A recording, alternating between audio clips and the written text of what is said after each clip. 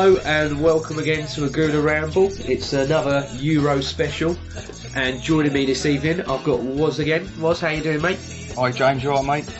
Yeah, not too bad. A lot calmer than the last time we all potted together. I'm a bit more upbeat now. I've taken the England loss and dealt with it, really. Yeah, we've moved on. I've had 4 enjoyable games to try and get my head round it. Yeah, from all the sadness of that to reading about Glenn Hoddle being the front runner, it's, there's still sadness there, but hey, we deal with it, don't we? We deal with it. We do, and we move on. So. Yeah. Well, the first game that happened after last time we spoke was Poland versus Portugal. It was 1-1. Poland started brilliantly. Lewandowski scoring a goal within 2 minutes. Yeah, as you say, what a start for Poland. And to be honest with you, I didn't really know what to expect from the game because Portugal, they've got that far somehow. Nobody knows how, but they've got there and they keep working their way through. And you do know with the players they've got, if they do turn up, they're going to be dangerous. And Poland, great work ethic. They have got talented players. But that start, it was a good cross-field ball. I don't know what the Portuguese fullback was doing. He's no idea. He was all over the shop, went running out. Their winger, that Grosicki, he's impressed me during this tournament, and he done well, cut it back. Lewandowski come alive in the tournament finally and smashed it home. Great finish. And then you think, all right, early goal, game on. It's going to be an exciting game. Yeah, like you said, Lewandowski tucks them away in his sleep, doesn't he? He does that. Yeah. Time and time again. That's just bread and butter for him. But the other Bayern Munich lad scored. He just signed for him, isn't he? Renato Sanchez. He looks quite a good player from what they've spoke about. They said about him and Carvalho being ones to watch, and I think William Carvalho looks very, very solid. I mean, I know we've sorted out that defensive midfielder position there, or there is still ramblings about Kante and some others, but I think Xhaka's got that all sealed up. But Carvalho's had a very, very good tournament, I feel. Yeah, Carvalho's very solid, and the other fellow who's just signed for PSG, Krakovia, I can't say his name. Krishawak, whatever his name is, from Poland. Yeah, he's just gone there, hasn't he? Yeah, he moaned about the weather and then in England, but he was signed for PSG for all the Reddies, yeah. To be fair, I thought he had a fantastic tournament as well, and he really impressed me. And I know we was linked with him in the past, so I was watching him especially. Well, obviously, I'm delighted with Xhaka. Yeah. And as you said, Renato Sanchez, I mean, that price tag, he's living up to it at such a young age, and he's just, I know it's a little deflection on a shot, but he not fit it hard, and he looked very, very lively. He's so naturally talented when running with the ball, and he's a dangerous, dangerous footballer, and you can see why they've gone all out to get him. That made it 1-1, and you sort of thought, first start, half-time, 1-1, who's going to come out and take it in the second half? And there was really only half chances from then on. Ronaldo fluffed a little volley. Moutinho played a fantastic ball over the top, but that side it was sort of dull, wouldn't it? Each other off, yeah, and it was just waiting for something to happen, and on it goes to everything that everyone who's not involved in it wants to see. Yeah, and the penalties as well. Just a standard 5-3, weren't it? But the thing that I was a bit weirded out by was Quaresma. He's sort of coming back on the scene. And he was a guy years ago that he was one of them, weren't he? Like on Pro Evo and everything. If you had him, yeah. you were smiling. It was happy days. But now he's sort of faded into obscurity and he's coming back out again. But what I didn't understand was that I've watched a few of these gang documentaries, I've watched the old hip-hop music and everything else like that. I'm into all of that. I've seen the old Louis Theroux with the gangs in the prisons. The old teardrop tattoo signals that you've done a murder, doesn't it? Yeah. And I'm like, what's Well, maybe it was to signal the end of his footballing career, but possibly, that's a good one, yeah. But he's back from the dead. Yeah, I was a bit like, because some other people were asking me about it as well. They were like, ain't that, if you've killed someone? I'm like, I don't know if it's a fashion. I'm well behind on it, but... Yeah, I mean, Blaszczykowski missed his pen, didn't he? And then, fair play, Quaresma stepped up, put it away confidently, and maybe has he earned himself a chance to start in the semi? You never know. And that leads me into the second game, because what a semi it's going to be now. Old Wales versus Belgium, and what a game this was. I'll tell you what, I said from the very, very first game that Wales played that their fans and everything and their passion and everything's so infectious. You can't help but get wrapped into it. And my word, the game started at quite a decent tempo. And then another, you know, we talk about all these midfielders we've been linked with in the past. I remember Nangolan for years, and I was like, I quite like this guy. He looks horrible. He plays sort of horrible, but what a goal he scored. And you're thinking, bloody hell, here we go. We've had a thunderbolt within 13 minutes. What's going to happen next? And then just absolutely brilliant. Ashley Williams, who as well is a guy who I absolutely love. And I'm looking at it and I'm like, Arsenal, you're still after a centre-back. All right, he's 31. But God, you know, we talk about we ain't got no leaders, we ain't got this, we ain't got that. That guy could step into Arsenal tomorrow and it'd be absolutely fantastic signing, I feel. Yeah, definitely. He's been playing absolutely brilliant. He's proven himself in the Premier League season in, season out. I mean, if there isn't any world-class centre-backs available, it's certainly an option, especially if Chambers is going to go out on loan. And yeah. With regards to the game, the way it started at such a fast tempo, and like you're saying, the Welsh sort of passion and that is infectious. And Chris Coleman knows exactly what he's doing, and he knows what he wants from his players, and he's giving them clear instructions. And the way Belgium started, I honestly thought, oh, they're really up against it here, Wales. And I don't know if you remember them 3 blocks that were made, just outrageous.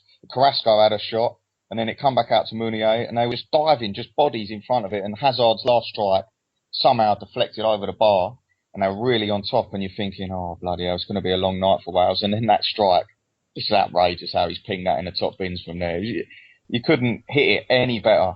I mean, the ball could have been maybe closed down a bit quicker, but you can't take nothing away from the strike. It's just phenomenal. To be doing that in the quarterfinals from a sort of combative midfielder, if you like, because that's pretty much what it is. It was brilliant to see. And then the Welsh, you can't write them off.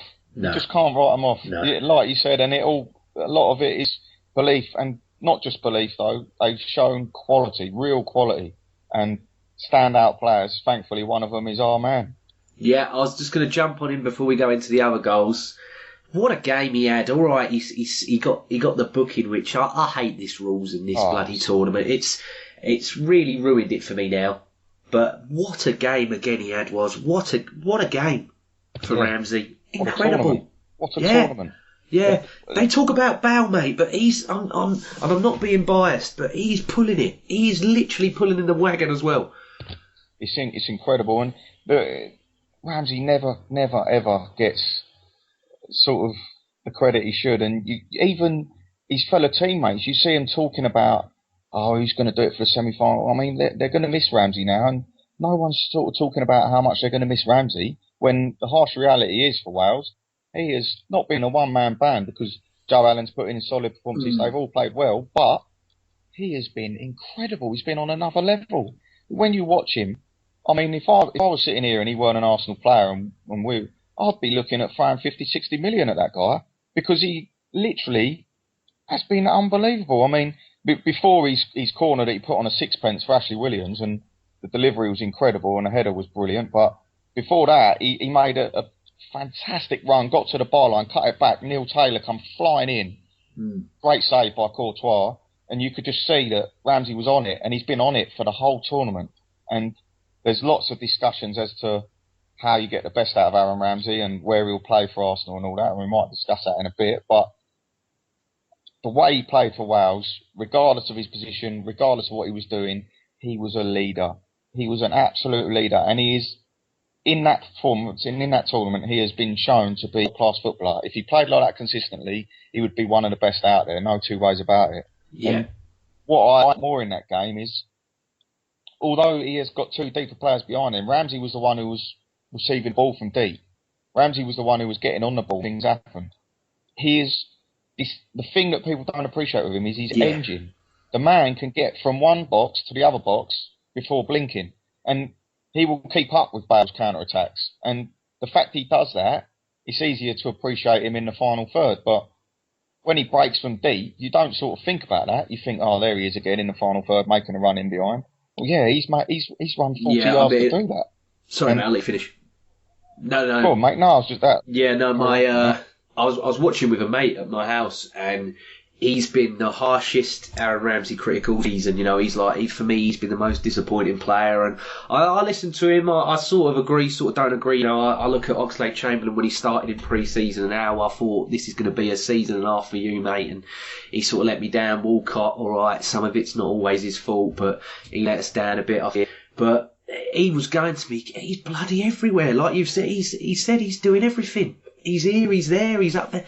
He's like, if this Aaron Ramsey comes back, then bloody, you're putting him in. He's like, I don't care how good Cazorla is on his best. He went, you can't. He said, you got to put him in if he's playing like this.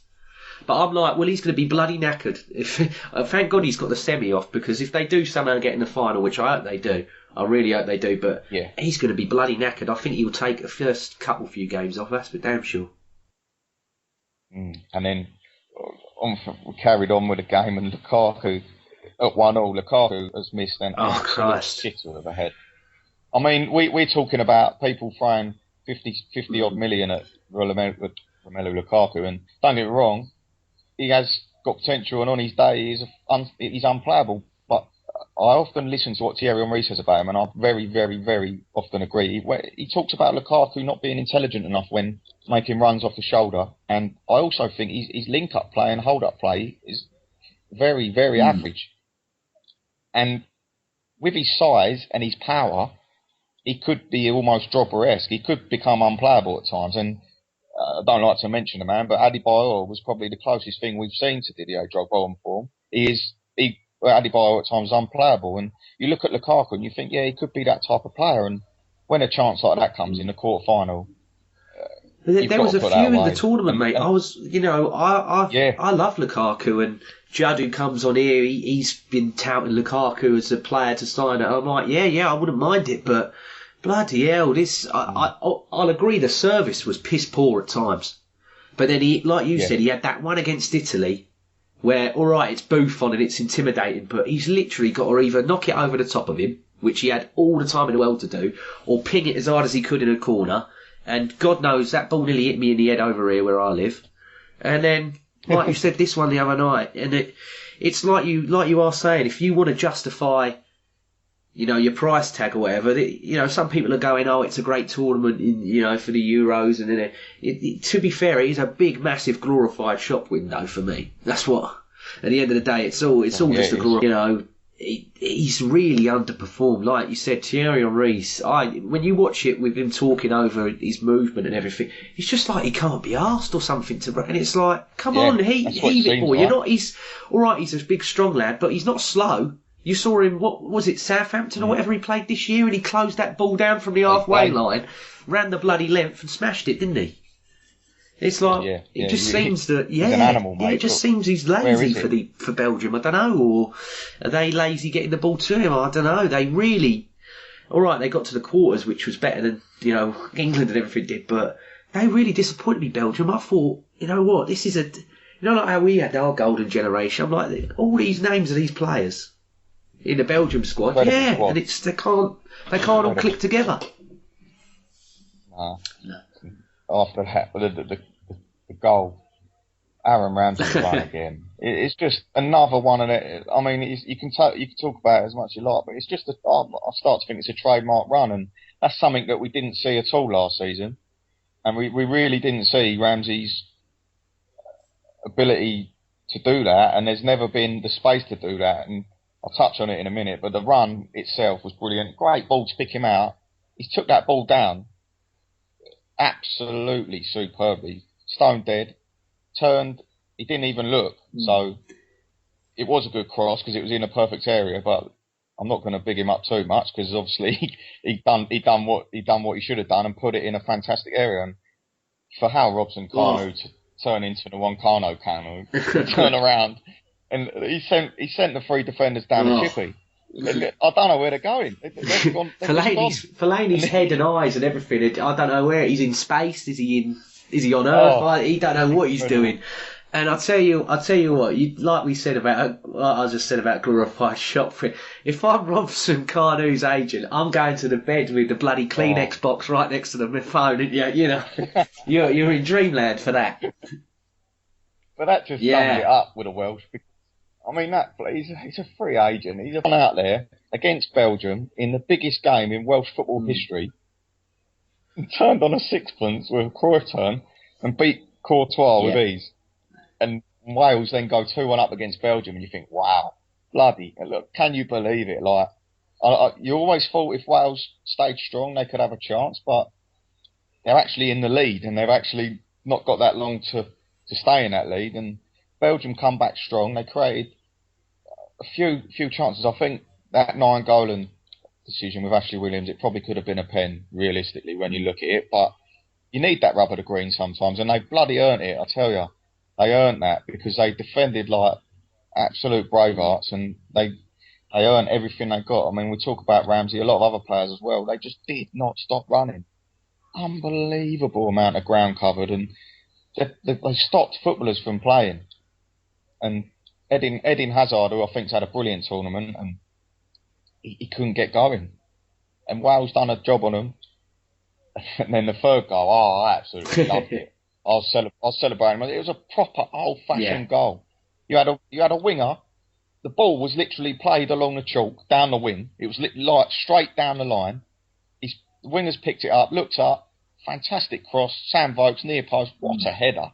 It was just like a proper old-fashioned goal. Like you don't see them goals anymore. It was lovely to see, and they were just seeds, wasn't it? Yeah. Absolute pandemonium, and they deserved it. And I've got, like you said, with the Ramsey handball, I'm absolutely devastated for them. But it'll be a good quarter final. Yeah, definitely. I mean, you talk about Vokes and Robson Cardew and all this. You know, there was a few people saying that England's, biased to just the Premier League or just the bigger, clubs in the Premier League. All right, Wales doesn't have the big, talent pool, so they have to go to the championships and the league ones and all that. Do you think that's something that the next England manager will look at and do, or do you think he has to pick the ones in the Premier? For me, I'm like, if you're doing well wherever you're playing, I'd pick you. I mean, I remember years ago, Gary Hooper at Celtic and Fraser Forster at Celtic. I was like, well, these guys have just done Barcelona, and they're not even getting a look in because they play in the SPL. I think it's a bit unfair. Yeah, I know what you mean. I completely understand where you're coming from, especially in recent years where we've had not very good footballers, let's be brutally honest. But I look at this current crop of players, and they are bloody good footballers. And I think the next manager, whatever he does, can't be any worse than the previous manager. and certainly, if a player is playing well, I don't see why you wouldn't give him the opportunity. And no manager should be scared of doing that. As long as they believe that this player can bring to the side what they want, then why not? There's no point in picking someone who plays for Man United or Arsenal or Chelsea or City or whatever, or Spurs, just because they play for a top club. I mean, you need to pick what you feel's best. And realistically, you would think that even if you have a player who might not play week in, week out at a top club, he should still be a better footballer than a player in League One who's performing brilliantly. But you've got to pick what's best. So I wouldn't ever dismiss a lower league player. And like you said with Wales, I mean, you've got a free agent up front. He starts off your tournament, and then he goes and does that against Belgium in the quarter final. Well, what can you say?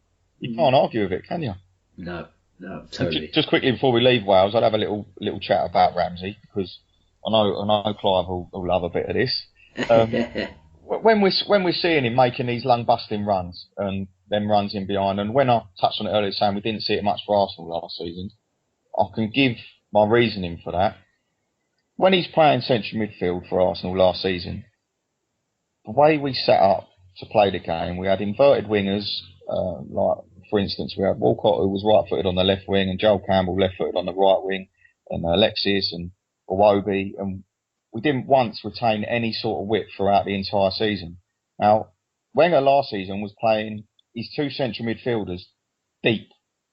And when I say deep, they had absolutely no opportunity to advance up the pitch and make the run for Wales. And I think the reason that we saw that a lot at Arsenal is without the retention of width, every attack bottlenecks. Mesut Ozil is getting pushed into wide areas. Olivier Giroud's got no service. You've almost got sort of 5 or 6 players stood on each other's toes in the middle of the park. Now, for Ramsey to have the freedom and space to make them runs, you need to create the space on the pitch. And you won't see that the way we've been playing.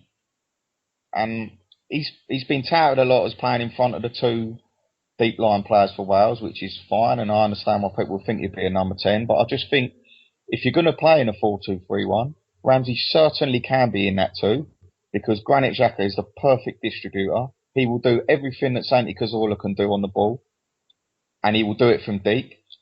And I think Ramsey's mobility, if we stretch the pitch higher up, then runs from deep, linking with Giroud, and then runs from deep, getting in behind the line and giving Mesut Ozil something to play through to, I think Ramsey can be incredible. And I'm not worried about our defensive side of the game, because if our wingers are wide, our fullbacks aren't a million miles up the pitch. We ain't got Flamini running round like a headless chicken. We've got a bit of discipline there, and I'm not writing off any of our midfielders playing alongside Xhaka, because I think it will be Xhaka. And for once, we'll have a brilliant option in bigger games to have Coquelin there. You could play El Nene there. You've got Cazorla. You've got Wilshere. We've got a ridiculous midfield. Yeah. But for me, I look at how Ramsey's played in this Euros. I look at his ability to win tackles in his own half, to win the ball back, to create. Yeah, people get pissed off with his flicks and tricks, and to be fair, it does get annoying at times, but when there's no width and there's no runners, the flicks and tricks are almost enforced because he's trying to make something happen. And I do think we will see the very, very best of him next season, and it's going to be exciting. And I just hope if we can retain the width higher up the park, I think we'll get the best out of everyone. And I'll touch a bit on what I think about Ozil and Giroud later on. But for me, Ramsey could be that man, and next season could be. We talk about that season in 13-14 with the 16 goals in it. I think he could blitz that season. I really do. And I hope you're right, mate. I hope I'm right. Mate. And if it ain't Ramsey, whoever it is, I just hope that we have a bit more of a fresher approach next season, and not have an over reliance on our fullbacks, and try and give ourselves a bit more of a chance in the final third. And I'm gutted for Ramsey, to be honest with you, semi. We'll go on to the next one, I guess. Yeah, I mean, like you said, that was one of the main things of the last season that was, winding me up a bit. All right, Sanchez had the injury, and we had other people that got injured and coming in, coming out all the time. But it was just the lack of the goals from the midfielders. We've been blessed. We used to Pires chipping in 12 when it mattered, and Lundberg on that run that year, and Overmars used to chip in, and all these others. And just last year, it just seemed like it was literally, if Giroud don't do it, we're fucked. Yeah. And the reason I think that is, JJ, I don't know if you agree with me, mate, is because Theo Walcott is not, for me, a left winger. I mean, we've seen him in previous seasons on the right, and his ability to run in behind is brilliant. And Theo Walcott will guarantee you 25 goals and assists a season. No two ways about it. He's proven that over 3 seasons in a row. He done it 11-12. He was double figures goals and assists. 12-13. He got 21 goals and 16 assists from the right wing in that season. And that was, Van Persie was on fire that year, and we could have a similar thing if Sanchez is going to get you. Sanchez is going to get you 25 hands. He is a top class footballer. And I just think from midfield, like you said, the lack of goals killed us last season, but it was all sort of a bottleneck, and there was no goals from central midfield.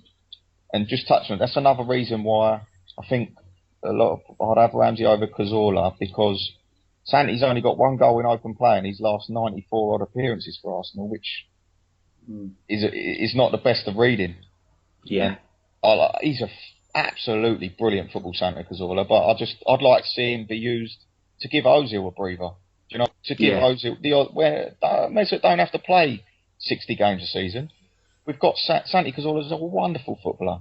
So goals from midfield are huge for us. Yeah, I agree. Yeah, I see. Going a bit off topic here. Yeah. Apologies, but I see Santi now at his age and everything else, sort of being like, all right, Rosicky didn't play as many last season, everything, with the injuries again. But how Rosicki's been used the last couple of years, in the fact that, all right, he's not going to play every game, but we'll chuck him on here and there to give someone a rest, and he might pop up with a goal, like, he popped up with one against Brighton, everyone went mad for it. Just that's what I see, sort of.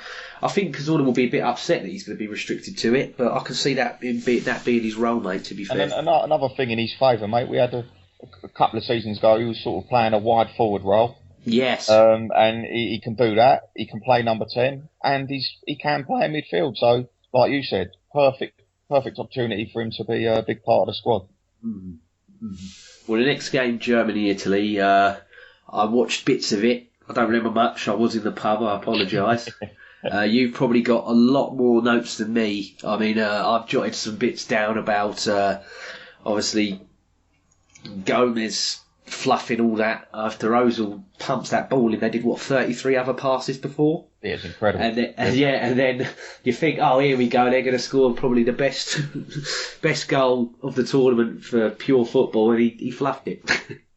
To be honest with you, out of the 4, I actually thought it was pretty dull. I mean, fair play to Joachim Löw, or however you say his name. I don't know how they say it these days.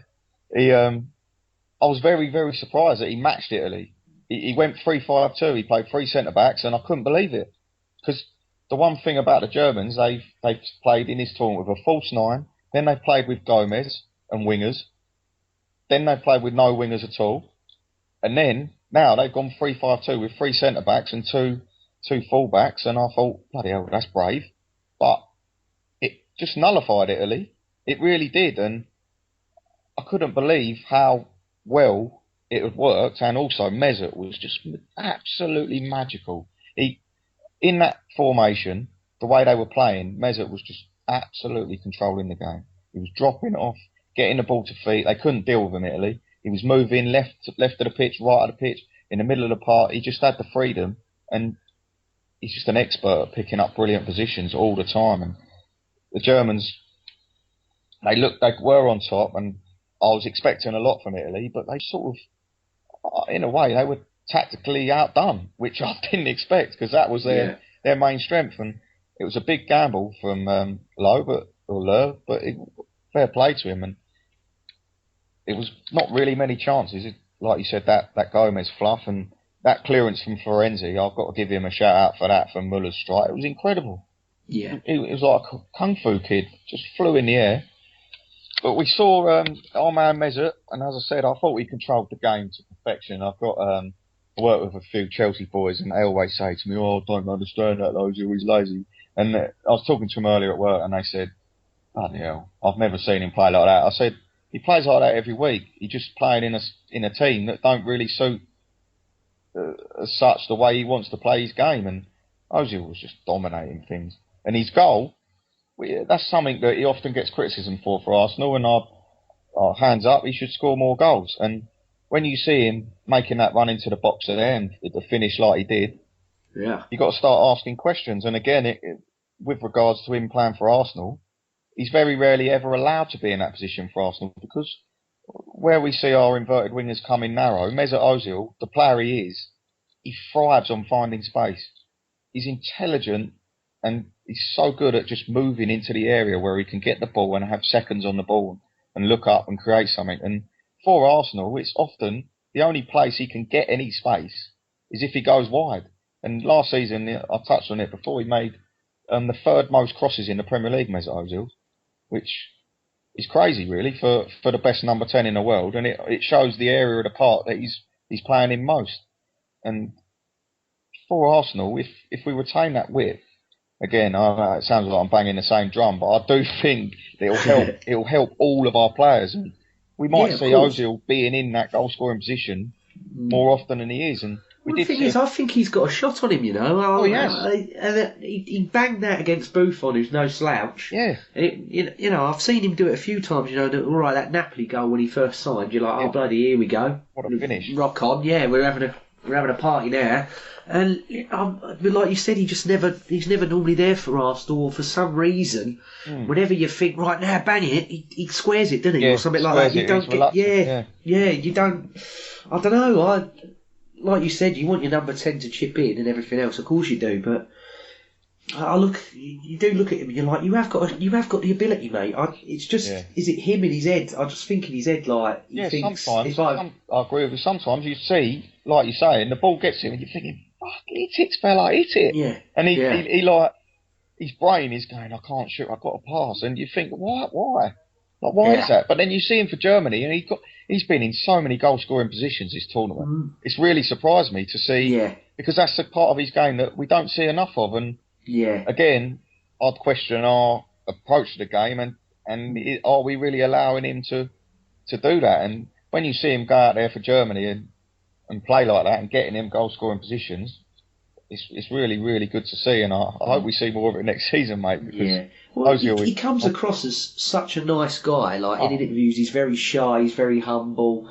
You know, he doesn't really do anything negative to put himself about there like some of the other players we got in the club. But maybe that is what I don't know. It's just someone need to go to him. Look, mate, just be a bit more selfish. Yeah, maybe he does need to just have a crack and just turn around and say, I wanted to do that. But I want to see him be able to give him the opportunity to get in them positions a lot more. And I think Ozil and Ramsey will be making runs from a similar area of the park. And unless we have got players that will create that space for them to make them runs, you ain't going to see it. And like I said, Mezzet's so intent on being a creator and in finding himself in areas where he can pick up the ball and get his head up. And he's the best in the world at doing it. No questions asked. We're so lucky to have this player, and to see other people finally realise it was really nice, because Ozil works his absolute nads off every game. He does. He really put the effort in, and I think his style of play probably comes across to people who don't appreciate it as lazy, and I can understand that, but I can't say a bad word about the man, and I'm happy to see him flourishing for Germany, and he, along with Ramsey, has been one of the players of the tournament, and Xhaka as well, to be fair. So, good. Very good. Yeah. But go on, mate, carry on. I was going to say, I don't know if you've got anything else on there. I've got about the penalties. Oh, the penalties. It was like it was just comedy. It was incredible. I mean, to be honest, when Ozil stepped up, I'm like, he'll miss, boys, and they're like, no. I went, oh, he'll miss. Yeah. I'm like, you can. I don't know. I've always had a thing where I can sort of see it in their eyes and in the run up, and I was just like, he don't look like he really wants to take this. I just want to give a big shout out for our man Zaza before we. Oh Jesus! Mate, the geezer. Do you know what? I never ever understand a manager that brings on a player for 1 second and the whole pressure is just to score a spot kick, and that is big pressure. Like, yes, he's fresh, and yes, any professional footballer should be able to score one, but he's come on, and what is he doing? I was watching it, and I'm like, Neuer. He's arguably the best keeper in the world right now, next to De Gea and Buffon and Sheck and all that on his day. Buffon as well is a legend. He's at bloody Godfather level in terms of goalkeepers. Yeah. And it's like, don't take the piss when he runs up to them. I'm like, they're gonna read you like a bloody book. They're gonna suss this right out. And for me, I've always never understood it, mate. I've never understood it. When I was a kid, I never played at a big level. But whenever we went to penalties or whenever we got a penalty, and for some reason, because I was a striker, I always got given the ball. Lucky me. Yeah. My dad would just go twat it. Yeah. He went, don't do any of this stupid rubbish that all these play. He went, you smack that ball, son, as hard as you can. In the net. Yeah. No. He said, even if you have to smack the ball at him and he falls in the net, he went, take his head off. Get your head down, get it in between the posts, and you're going to score. You hit it hard enough, you're going to score. But I mean, he's hit that into oblivion, hasn't he? And then I think, bloody hell, like Germany's going to win. And then Thomas Müller, is the bloke ever going to score at the Euros? Ever? Even, I mean, missed his pen, and then you said Mesut steps up and he hits the post, and you think, oh, the Germans have lost it now. And then Graziano Pelle, what a plonker he was. He stepped up, giving it the old, oh, I'm going to dink you. Fucking idiot. It was one of the worst penalties you'll ever see. What is going through these players' heads? Like you said, it's complete lack of respect and a complete lack of concentration. They just step up and put the ball in the net and walk away. Yeah. And then you got Bonucci, and we didn't talk about it in normal time, but it's the first penalty he ever took in professional football. Why the hell he stepped up against Germany in the quarter-final and put it away, and he put it away well, in his first ever penalty he's ever taken. But then in the shootout he went and redeemed it. It was a great save, to be fair, but he missed. And then Schweinsteiger goes and plays it over, and you think, this is never going to end. I was thinking, we're going to be here all night. I wouldn't have minded seeing Neuer and Buffon take one, to be fair, but... Yeah, I was getting to that stage. I was like, "Come on, one of the keepers has got to take one. Come on, the keepers got to." So that's what we all want to. That's all the fun bit we want to see. The Germans. It was a tight affair in the end, and I think. Well, they finally done it, didn't they? What was it? They've never beat them at a major tournament ever, I don't think, have they? And they've finally done it. So fair play for the mental strength, but they've had a lot of casualties out of that game, and I will talk a little bit about the semis in a minute, but yeah, definitely. Gomez out for the tournament now, isn't he? So, what do? Do they revert back to? I think Gotts are up front. We talked about it, and I think the first one we did, bloody Ozil was cheering him up for how he was running and everything as a striker. Yeah, I think just play Muller up there. He's more than capable. Yeah, you'll have to do that. And worst case scenario, I think you've got Sane, who is very young, but he's talented, and you could throw him in there. But also, I think Andre Schürrle could do a job, because I don't think he's that bad of a footballer. And then I suppose it's on to the French. Yes, yeah. And my goodness, what a great, what a great game if you like goals. Oh, it's exciting. Especially good goals. Yeah. My word.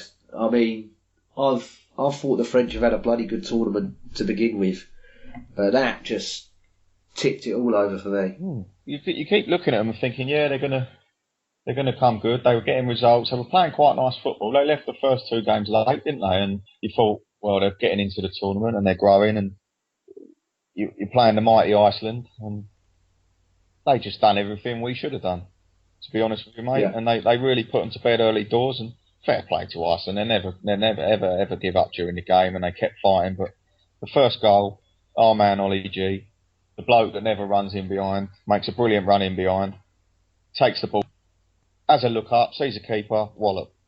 Clinical, 1 chance, 1 goal, brilliant. What more can you ask for your centre forward? I was so happy for him. And the defending maybe was a bit to be desired, but it was a well-timed run, and he got in behind. And it's the finish as well, though. I'm like, I'm like, no, that's tidy. I'm like, fair play. I'm like, mate, that's what you want to see Lukaku doing. What we were just discussing. That's what you should be seeing. Get it down, foot through it. See you later. And all the stick Giroud's had pre-tournament, and to be fair, he's had a lifetime of stick. And I see his interview with French football saying he don't care. He don't listen to the critics. He just gets on with his game. And when he plays how he played the other night, you've got to start looking at him and thinking, well, yeah, why aren't we getting the best out of this man? Because when he's like that, he's bloody brilliant. And that's not saying we shouldn't go and get another striker, because we have to. And Giroud, to be fair to Olivier Giroud, for the last sort of 3 years, every summer, I think he's come out in the press and said, yeah, I want competition. That's what I want. I'll be delighted to see someone. Even with Vardy, I'll be delighted to see him come to the club.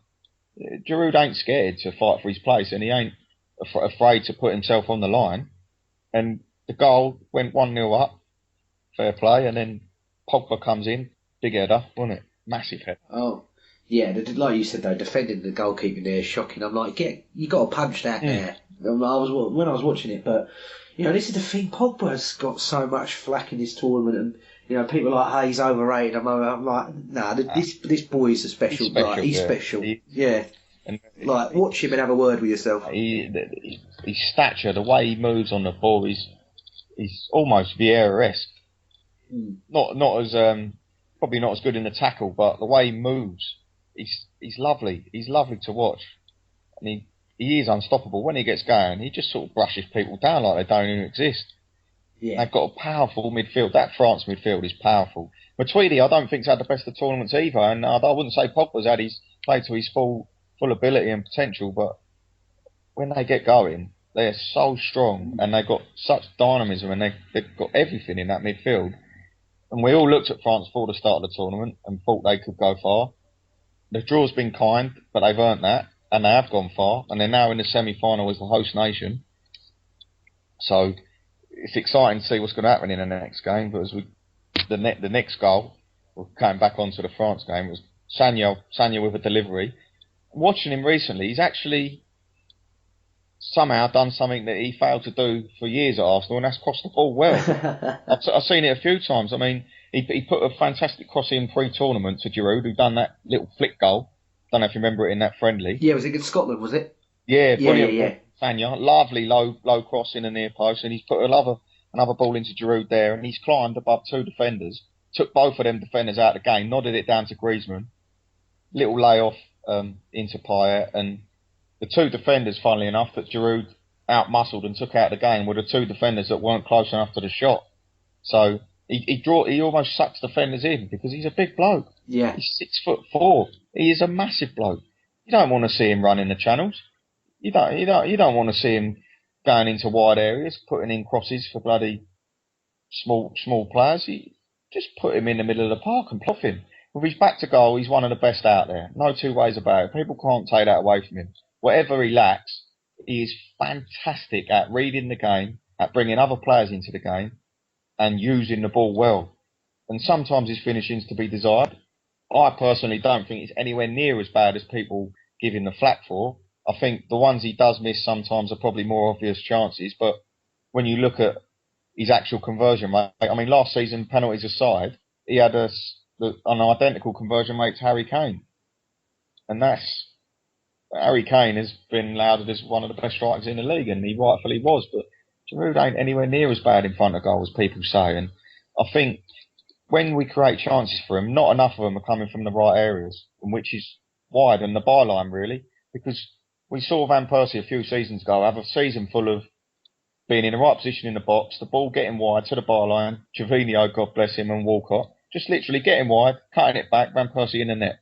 You can't stop it. And I think Giroud's very good at doing that, getting across his near post, and he's a target man. He's a proper target man, and that is all France do with him. They don't have him running wide. They don't want him. Just stay there, Ollie, and we'll just ping balls into you, and you lay it off and set everyone up like he did for Griezmann. He's taking defenders out of the game all the time, and he really did have a cracking game. He looked quality in that game, didn't he? And you talk about the Payet goal. This is a guy who's having a tournament and a half as well, isn't it? I mean, what a finish! Unbelievable! What a finish! Is it left foot? Yeah. Don't leave the ground. Just slide rule straight in the bottom corner. It's a hard thing to do at the ball like that, and he just makes it look so easy. Yeah, it did make me laugh because obviously, where I live in Essex and everything, all the West Ham fans are in the pub, they're singing their little song. Yeah. And I'm like, oh, you're going to be upset when he leaves and goes Real Madrid in a few weeks. And they're like, no. They're like, Real Madrid ain't going to spend fucking all that money on a 29-year-old Frenchman. I went, I started giggling to myself because I went, who's their manager? And they were like, yeah. And I went, oh yeah, Zidane. And I went, how old was he when he joined Real Madrid? Can you remember, lads?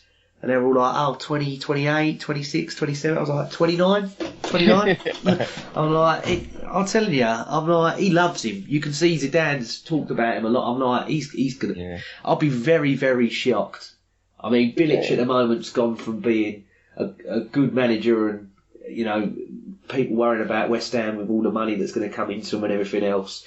And he's gone to being one of the best pundits at the Euros. I think he's been brilliant, Bilic. I've loved him. I've loved watching him. I think he's fantastic. But if he somehow gets him to stay there, he's got to be, that's got to be worth more than a medal in some people's eyes anyway. Well, you see, just mentioning Payet, you can get any money in the world you want for him, and in a way, for a club of West Ham's level, they're going to struggle to replace him, and they have bought well in the markets in previous years. But the same thing goes for as crazy as it is with Watford, because yes, if they sell Ighalo, they can get 38 million or whatever, but can they replace a player like Ighalo?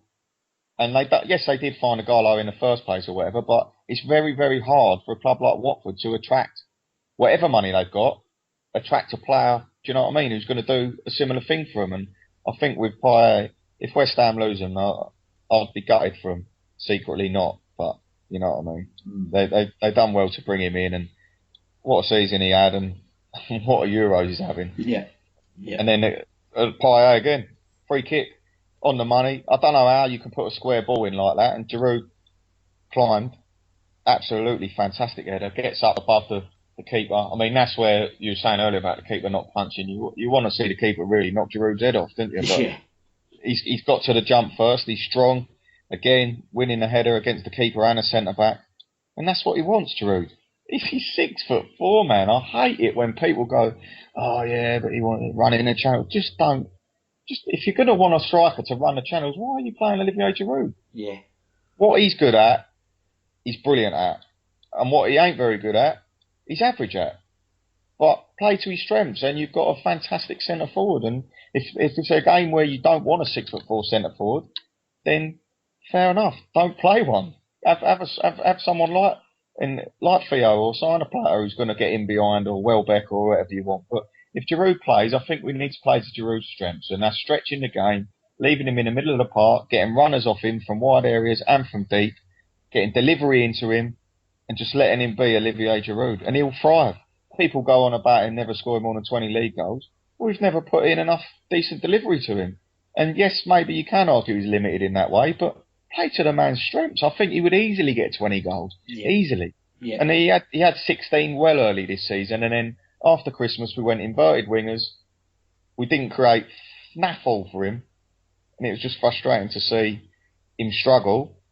And I can understand why people want a better centre forward, but in the market we're going to struggle. I would personally go all out and go balls deep and spend a big bit of money and just go for it. But even to give Giroud a bit of rotation, because Clive's mentioned it many times when I've spoke to him, Giroud gets burnt out. Yeah.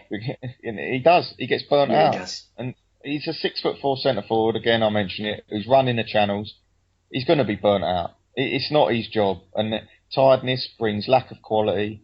You miss opportunities. You lose confidence. It's the downward spiral. The chances don't come. And then you're stuck. You're stuck. It's like we said earlier, though, at times it was literally all on his shoulders, and it was like, if he missed that one chance in the game, it's not, oh, for fuck's sake, you ain't created any chances. It's, oh, for fuck's sake, you're shit, you're rubbish. Yeah, you You know, they tweet his wife, call her every name under the sun as well, you know. And I'm like, it's not just his fault. It's if they only make one chance a bloody game with how talented all them midfielders are, you got to have a pop at them as well. Yeah, we completely forgot to mention Giroud's ghost flick. Yes, he does. I don't know whether it was an intended flick or. I think it was, you know, because he does that quite a bit with the old Arsenal boys, doesn't he? And Griezmann, mate, what a guy! If we, like you said, if we could throw some chips down at a table, I'd fucking love this bloke. Mate, lovely, wouldn't it? And another thing that's interested me, and I really, really like this, is I see a lot of people talking about Griezmann's ability playing off of Giroud. We have that at our football club, you know. We have that, and we proved that, and I've tweeted a bit about it. We proved that against Manchester City. Alexis Sanchez picked up the ball. He's drove. He's played the ball into Giroud's feet. Aaron Ramsey has made a run from deep and took Otamendi out of the game. Giroud has held it up. Walcott's retention of width means Clichy can't come across on the cover. Sanchez runs off of Giroud. We've created 10 yards of space. Bosh. Simple as that. And exactly the same thing happened with France, with Griezmann. Giroud takes the centre-backs out of the game. Space is created by the width. Griezmann then's got the whole thing to run into. We've got that at Arsenal. We just don't stretch the game. And we can see that time and time again. Alexis Sanchez is as good as Griezmann. I'm sorry, I personally think that. And Griezmann's been fantastic, and I would take Griezmann all day long. And if that means dropping Walcott and putting Sanchez on the right, Griezmann on the left, fair play. But you don't have to play a 4-4-2 to have players running off of Giroud. And it's something to think about if you do sort of see Sanchez playing almost a Griezmann role. And we have seen him do it, like I mentioned at City, and we will see a lot more of that next season, I hope. But Griezmann, like you said, man, what a player he is. And the finish, it's just Messi-esque, wasn't it? Yeah. It was nonchalant. He just running through, one-on-one, no pressure, just dinks it over. See you later, game over. Fair play Iceland, though. They got themselves back in it, didn't they? Yeah. Yeah, they don't give up. And, their fans as well, I think they're quality. I mean, I was checking out a few things that people were putting on the old YouTube, you know, the old Copper 90s and all these other football accounts that are putting the other videos out. And their fans are just so nice. Like, you look at them, and they just seem like the loveliest people ever, because they're sort of like Wales are, and they're like, we're in the quarters here, like, how have we done this? Like, our little old Iceland are here, you know, they couldn't believe it. When you look at the rise of football in that country, it's absolutely fantastic. I was seeing the other day, they only had one outfield pitch. And I think it was about 15 years ago, they only had one pitch in the country that was outdoors.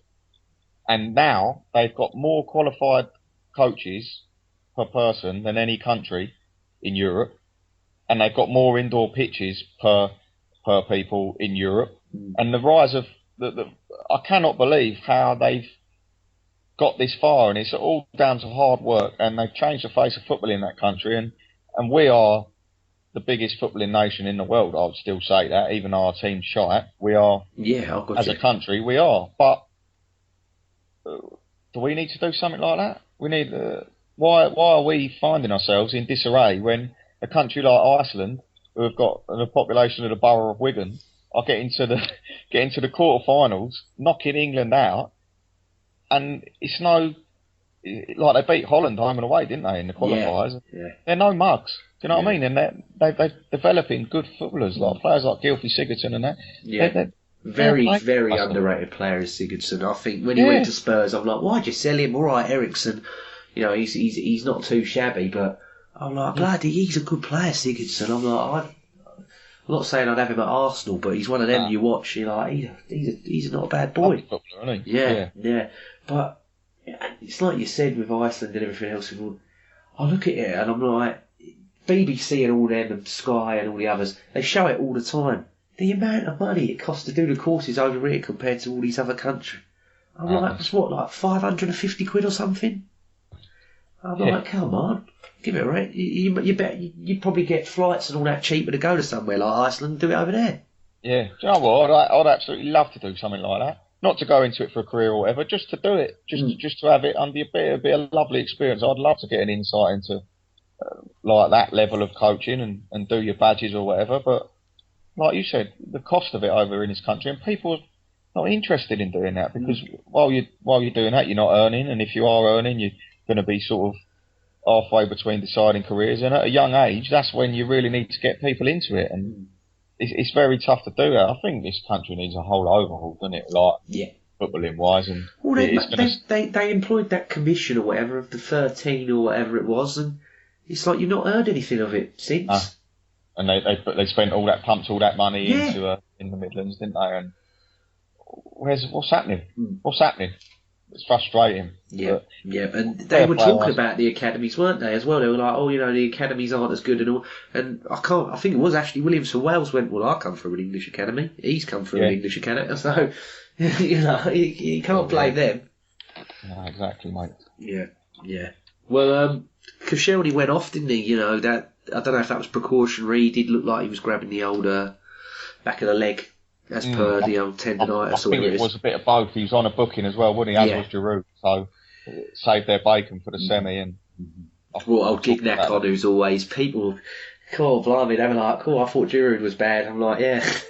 Mate, he is incredible, isn't he? He is absolutely incredible. He is like, I said it, like a League Two version of Giroud. He's like Bambi on ice, who it's just everything bounces off him. And every now and then he'll do like a brilliant shot or something, and you think, oh, maybe he has got a bit of quality. And then the next, you see him get the ball, and he can't do anything. He's really. The other year before we went to Tigres or wherever it was in Mexico, he had this season. He had this season and a half for Marseille, because I remember watching some of the old games on the BT Sports and everything, and I'm bloody like, cool, he's on fire. He's having a season, but then it's like how quickly they deplete and everything else like that. It's mad, madness.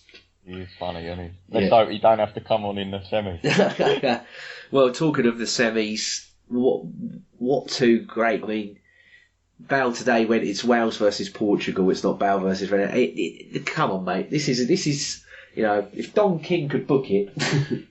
This is it. Vince McMahon, Dana White, whoever, if they could book it, bloody hell.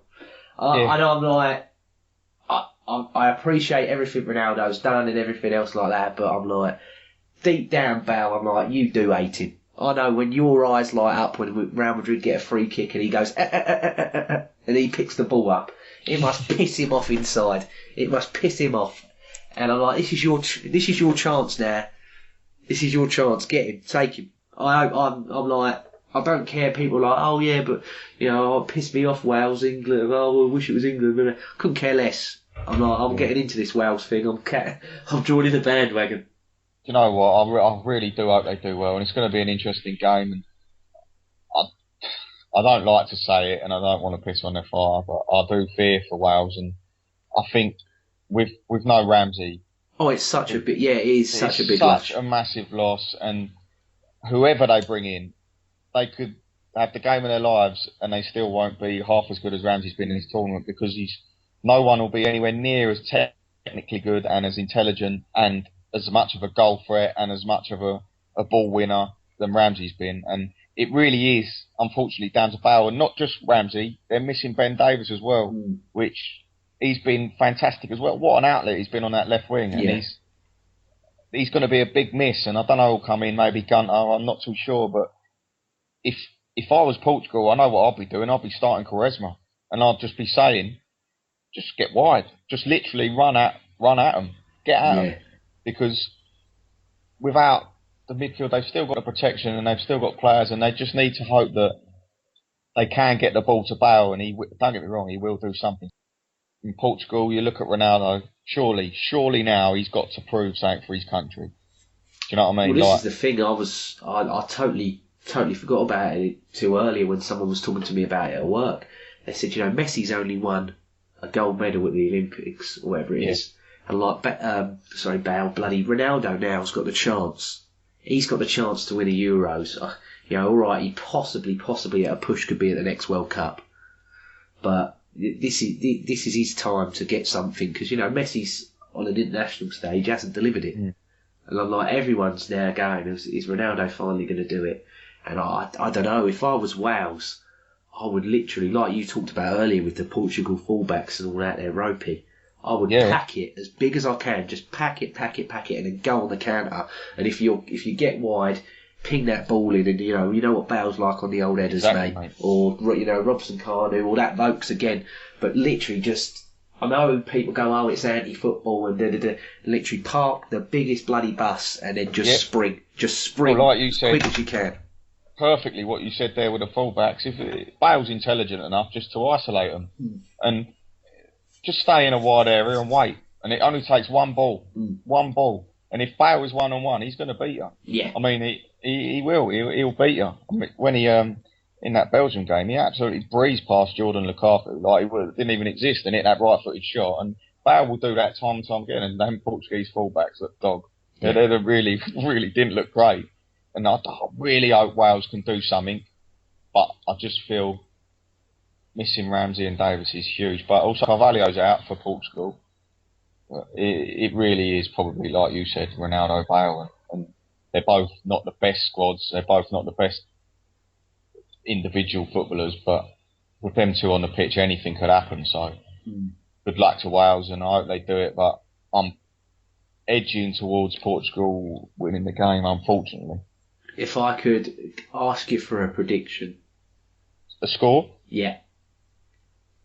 I'd say, I reckon 3-1 Portugal. See, I went 2-1 Wales. I hope you're right, JJ. Yeah.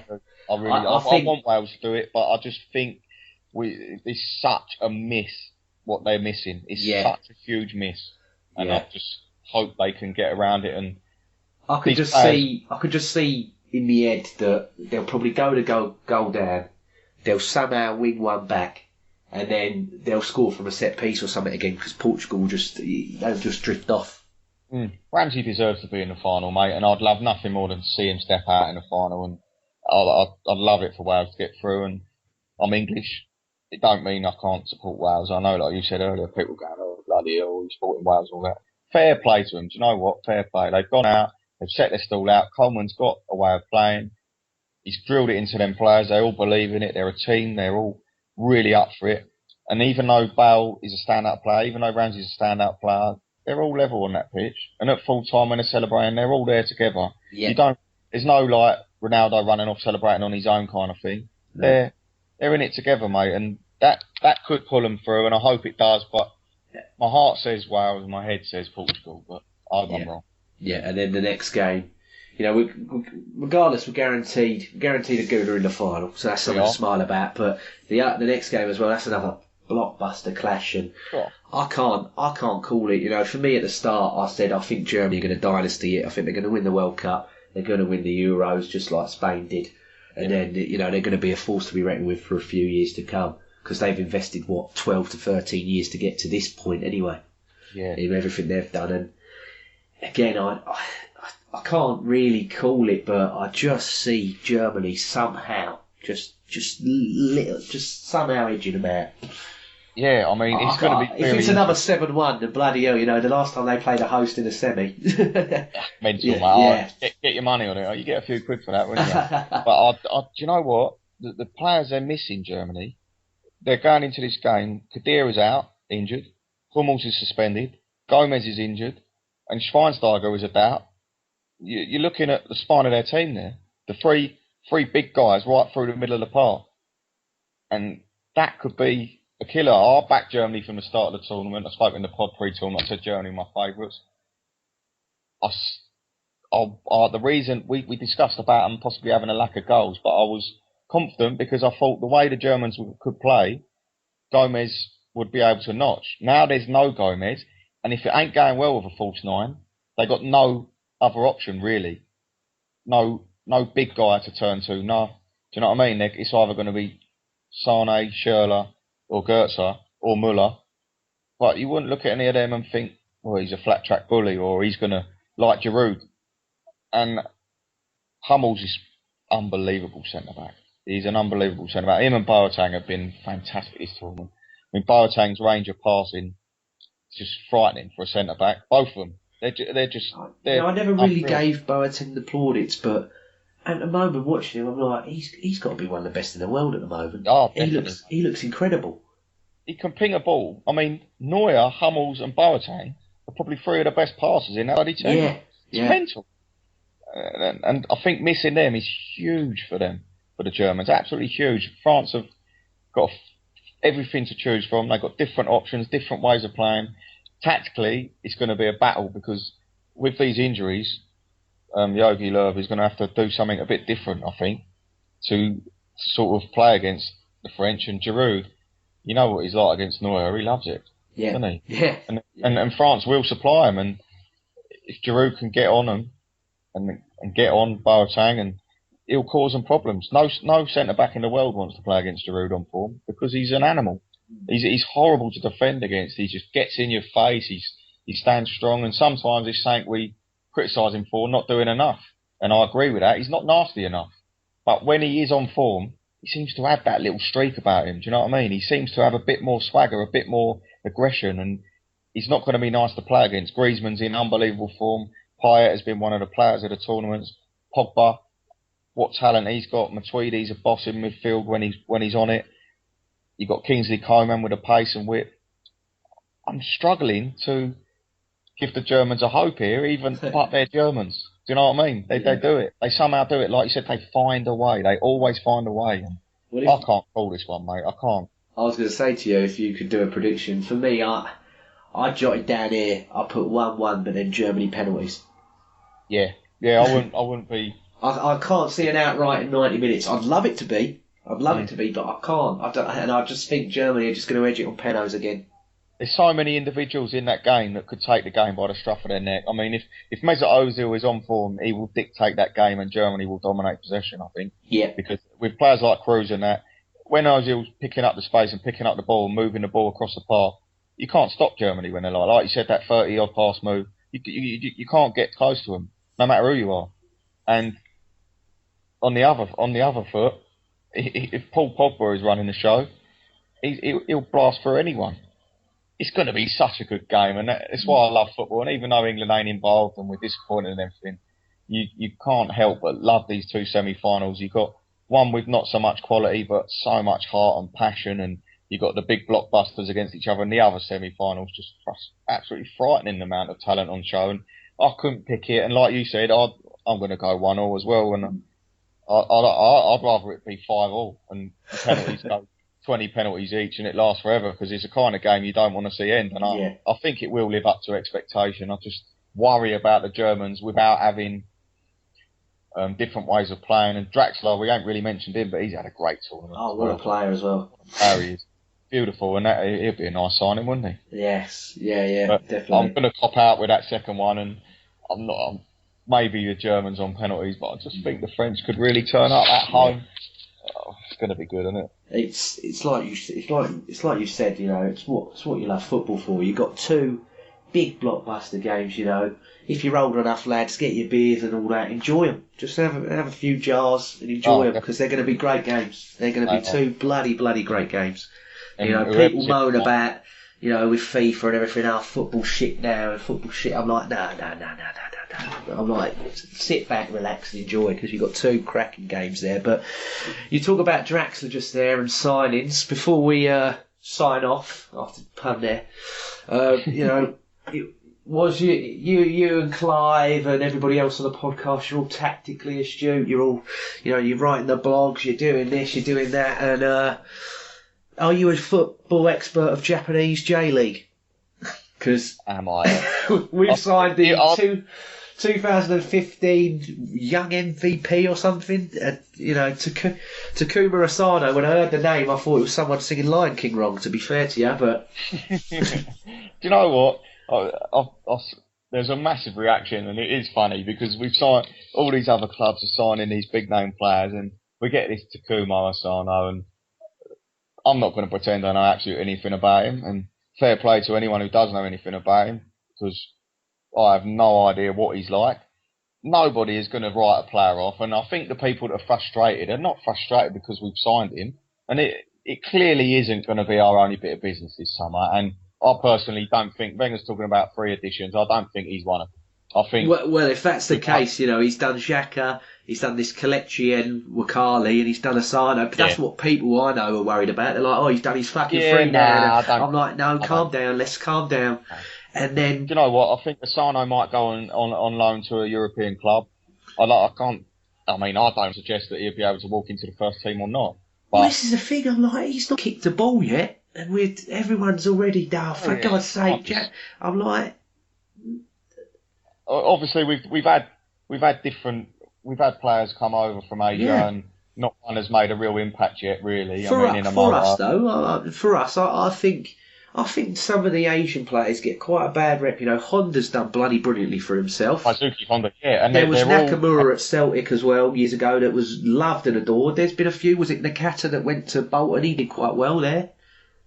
Ji-Sung Park, mate, he's a phenomenal footballer. I used to hate him, but I loved watching him because he was so industrious.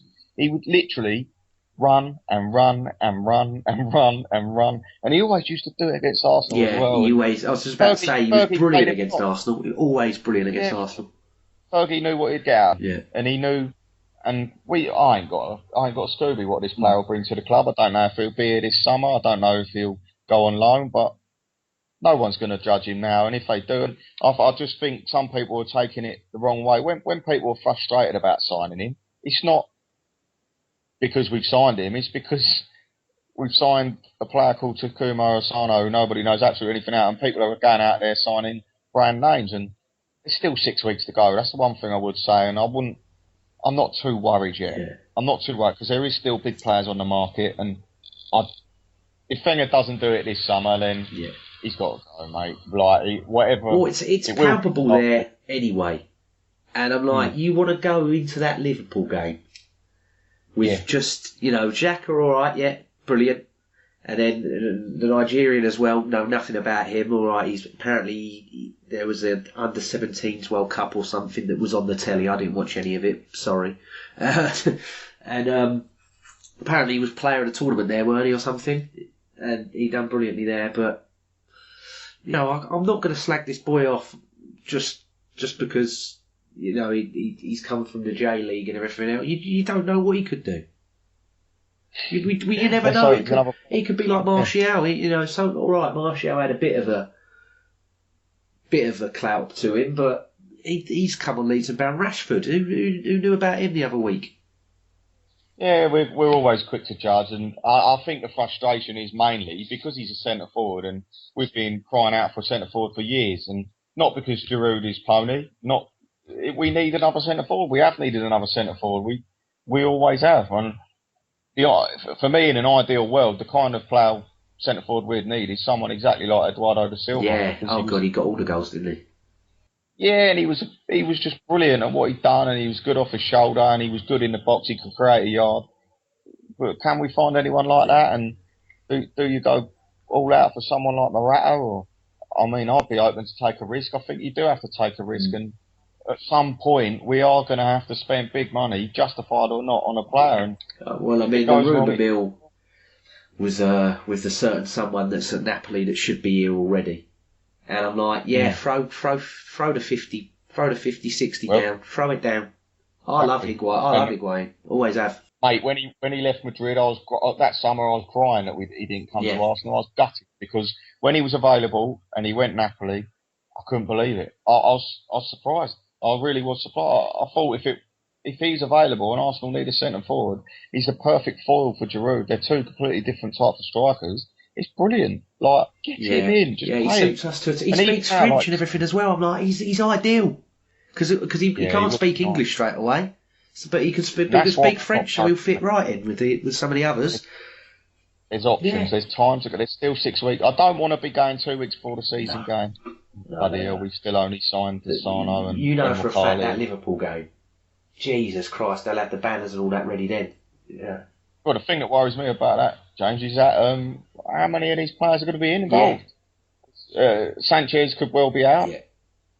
I mean, you're looking at Giroud, Ozil. You're looking at Koscielny possibly not playing in it. Ramsey. You're looking at maybe 5 or 6 of the starting 11 there. Yeah. So it could be that we're playing Liverpool in the first game of the season. Like I dread to think if we don't sign anyone, but it's going to be hell. It's going to be hell on earth in that stadium because a lot of times last season it weren't a very nice atmosphere to be involved in, and it really could be nasty. As long as it's not another Villa, that's all. I can't deal with another Villa type situation. It's just, especially at first game of the season against Jurgen Klopp's Liverpool. You want to be excited, don't you? You want to be going there optimistic, and you don't want to go straight away with dread. That just sets it all up for the year, doesn't it? And I'm very, very excited about Granit Xhaka. I cannot wait to see him in an Arsenal shirt. But like everyone else, we just want to see maybe 1 or 2 more very, very exciting signings come in, and we'll all be going into that Liverpool game absolutely buzzing for it and can't wait. And obviously we're excited for it anyway because as soon as this Euros is over, I hate pre-season friendlies. I can't stand watching them and seeing it. Fair play, young lads get a go and everyone goes, this player's going to be the bollocks this season, and then they don't do nothing. Yeah, it's me, pretty much.